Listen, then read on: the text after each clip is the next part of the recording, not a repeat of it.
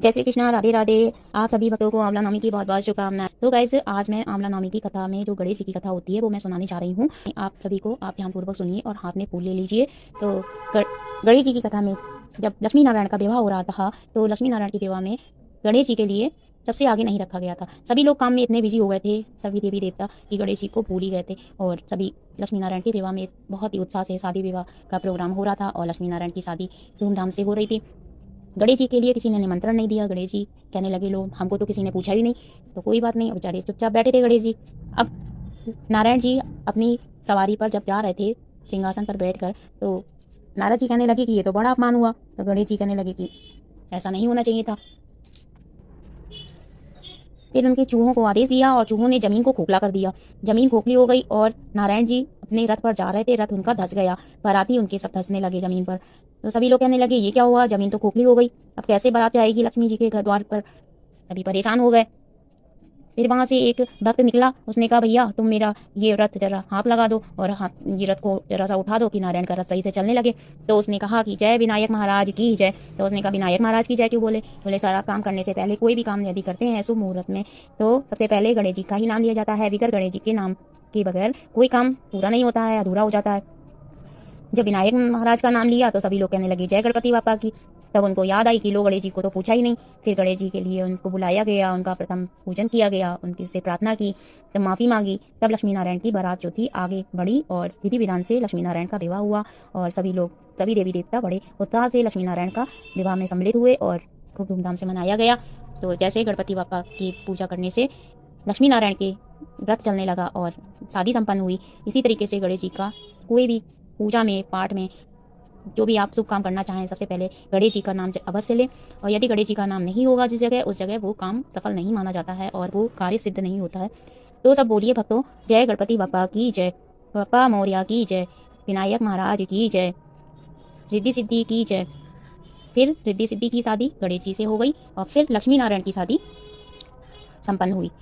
तो गाइस, आपको ये कथा कैसी लगी? अगर अच्छी लगी हो तो प्लीज़ मेरे चैनल को सब्सक्राइब कीजिएगा, कमेंट कीजिएगा, ज़्यादा ज़्यादा वीडियो शेयर कीजिएगा। सो गाइस, मिलते हैं नेक्स्ट वीडियो में। Thank you, bye, Radhe Radhe, जय श्री कृष्णा, जय आंवला नवमी की जय, गणेश लक्ष्मी की जय और रिद्धि सिद्धि की जय। जय श्री कृष्णा, राधे राधे। आप सबको आंवला नवमी की बहुत बहुत शुभकामनाएं। आंवला नवमी की कथा सुना रही हूँ मैं। आंवला नवमी की कथा में आप सभी भक्तों को आंवले के पेड़ के नीचे पूजा करनी होती है।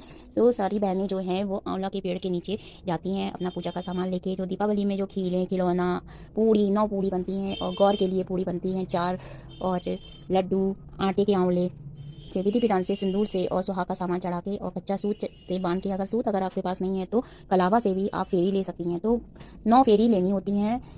तो आंवला नवमी की कथा मैं गाइस आप सभी के लिए सुना रही हूँ। आंवला नवमी की कथा है कि एक राजा थे और उनकी रानी थी। उनके 7 पुत्र थे और 7 पुत्र की विवाह हो गया था। विवाह होने के बाद 7 बहुएं आई उनकी। तो बहुओं में से बड़ी बहू जो थी वो सास जो थी रानी, तो वो पूजा पाठ करती थी, बिगर आंवला दान किए वो कुछ भी अन्न खाना ग्रहण नहीं करती थी। तो बड़ी बहू ने उस सास से कहा कि आप तो रोज आंवला सोने के पुण्य करती हो और ऐसे तो खजाना खत्म हो जाएगा। तो रानी ने राजा से कहा, तो राजा ने कहा, चलो कोई बात नहीं, तुम चांदी के आंवले दान में दियो। तो उसने चांदी के आंवले दान में देने लगी। दूसरी बहू ने कहा कि चांदी के आंवले अगर आप पैसे देंगी तो चांदी का खजाना खत्म हो जाएगा, तो आप चांदी के खजाना खत्म कर देंगी। तो दूसरी बहू ने भी मना कर दिया। तो दूसरी बहू का भी कहना माना, तो राजा से कहा, तो चांदी का भी बंद कर दिया। ऐसे तीसरी बहू ने पीतल के आंवले दान करने लगी, तो पीतल के आंवले भी दान करने से मना कर दिया तीसरी बहू ने। चौथी बहू ने लोहे के आंवले दान करने लगी रानी, तो लोहे के आंवले भी बंद करवा दिए। फिर पांचवी बहू बोली, फिर वो स्टील के आंवले दान करने लगी, तो फिर वो उसने कहा कि स्टील के आंवले भी बंद करवा दिए पांचवी बहू ने। छठी बहू ने कहा, फिर उसने भी बंद करवा दिए आंवले दान करने के लिए। ऐसे करके 7 बहुओं ने मना कर दिया कि मेरा खजाना खत्म हो जाएगा और आप तो रोज दान करती हो। बगीचे से सारे आंवले खत्म कर दिए, सोना चांदी खत्म कर दिया। तो राजा रानी बहुत परेशान, तो कहें क्या करें, जब बताओ मेरे राज्य में ही हमारी इज्जत नहीं है तो हम इसमें रह के क्या करेंगे। तो राजा और रानी अपनी निकल गए जंगल में। जंगल में जाके वहाँ पर अपना कुटिया बना ली और 7 दिन हो गए भूखे भूखे रहते हुए। तो उन्होंने कहा कि जब तक कि हमको आंवला दान नहीं करेंगे तब तक कि हम कुछ खाएंगे पिएंगे नहीं। फिर लक्ष्मी नारायण का व्रत होता है। ये लक्ष्मी नारायण ने कहा कि अगर मेरा भक्त अगर इतना दुखी है और अगर आंवला दान नहीं करेगा तो ये मर जाएगा, और दान नहीं करेगा तो ये खाएगा नहीं खाना।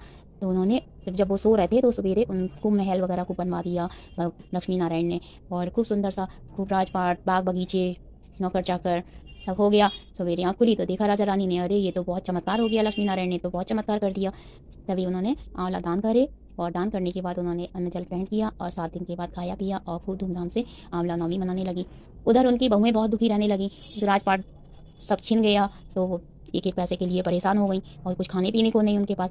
तो छोटी बहू बोली कि क्यों ना नौकरी करे। नौकरी करने के लिए वो एक राजा के यहाँ पहुंची, जो उसके ससुर और सास थी वहाँ पर। तो वहाँ पर सास के यहाँ नौकरी करने लगी। तो सास के यहाँ जब नौकरी करने लगी तो सास ने तो पहचान लिया, बहू नहीं पहचान पाई। फिर उसने देखा कि वो जब बाल काट रही थी तो उसके मत्थे पे मस्सा था। तो मस्सा देखा तो कहने लगी कि ऐसे ही मेरी सास के भी मस्सा था। तो तभी वो रोने लगी, उसके रोने से 2 आंसू जो थे पीठ पर गिरने लगे उसके। तो सास उसने पहचान लिया रानी ने। रानी बोली कि क्यों रोती हो बहू, हाँ तुम हमारी बहू हो और तुमने आंवला के लिए मना किया था और मेरे देखो लक्ष्मी नारायण ने सब कुछ भर दिया। तब राजपाट हो गया।